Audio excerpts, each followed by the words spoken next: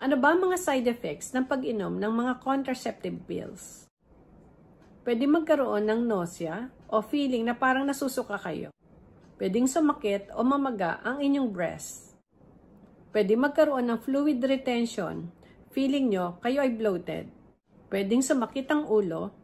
Pwedeng bumaba ang inyong libido o mawala ang interest sa sexual activity.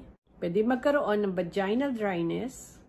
Pwede magkaroon ng abnormal na pagdurugo o spotting, lalo na kung hindi na inom ito sa tamang oras. Kadalasan, mahina ang regla dahil hindi kumakapal ang lining ng matres. Pwede magkaroon ng hair fall dahil sa androgenic effect ng progestin.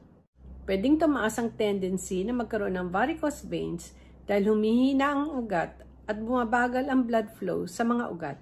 Pag umiinom kayo ng oral contraceptive pills, iwasang magpa-araw dahil pwede kayong magkaroon ng hyperpigmentation o pangingitim ng balat sa muka na tinatawag na melasma.